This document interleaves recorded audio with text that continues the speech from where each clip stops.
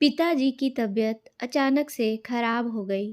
रात के 1 बज रहे थे। बगल वाले कमरे में सो रहे बेटे को इसकी भनक लग गई।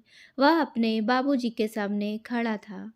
बाबूजी ने उसकी तरफ देखते हुए कहा, इस तरह बेवकूफ़ों की तरह क्या देख रहे हो नालायक? मुझे जल्दी से अस्पताल ले चलो। माँ रोए जा रही थी। बेटे ने सोचा इतनी रात ड्राइवर को बुलाऊं तो बहुत देर हो जाएगी। उसने झट से बाबूजी को कंधे का सहारा देकर कार में ले जाकर बिठाया और जल्दी से अस्पताल की ओर चल पड़ा। बाबूजी एक तरफ दर्द से करा रहे थे तो दूसरी तरफ बेटे को डांटे जा रहे थे। कहीं ठोक मत देना नालायक, कोई काम ढंग से नहीं कर सकता।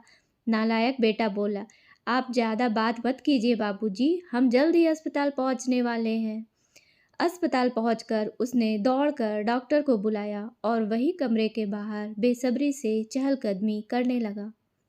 कहीं न कहीं वह खुद भी मान चुका था कि वह सच में नालायक है, तभी तो उसके माता-पिता भी उसे इसी नाम से बुलाते हैं। स्कूल के समय से ही घर के सभी लोग उसे नालायक ही बुलाते थे। वह एग्ज़ाम में भी अक्सर फ़ेल ही हुआ करता था। यह नालायक तो चपरासी बनने के काबिल भी नहीं। इस मंदबुद्धि की शादी भी नहीं होगी। आखिर कौन इस नालायक को अपनी बेटी देना चाहेगा?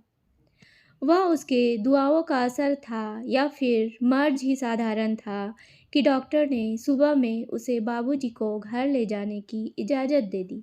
जैसे ही घर लौटा और बाबूजी को उनके कमरे में छोड़ वापस मुड़ा, बाबूजी की तेज आवाज़ आई, मुझे छोड़ नालायक, तुझे क्या लगा बुढ़ा अब अस्पताल से लौटेगा नहीं?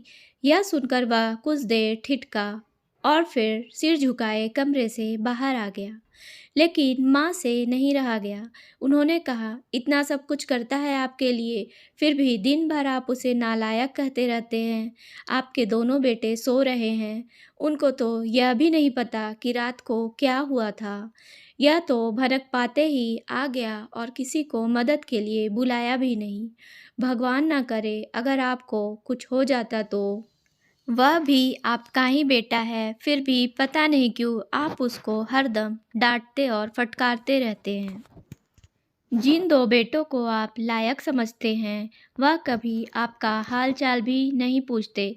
वह तो सिर्फ़ अपने बीवी-बच्चों और अपने सास-ससुर का ध्यान रखते हैं। और आप हैं कि जो हमारा ध्यान रखता है, उसे नालायक बोलते रहते हैं।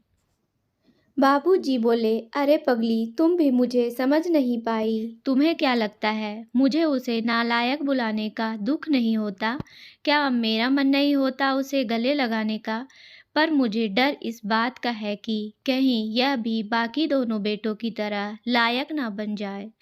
इसलिए मैं उसे यह एहसास ही नहीं होने देता कि वह मेरा सबसे समझदार और लायक बेटा है। यह बात सुनकर माँ चकित रह जाती है। यह क्या बोल रहे हैं? हाँ, यही सच है। अब तुम इसे मेरा स्वार्थ समझो या कुछ और? माँ के आगे हाथ जोड़ दिए और बोले, मुझे माफ़ कर दो। माँ की आंखों से आंसू बहने लगे। यह क्या कह रहे हैं?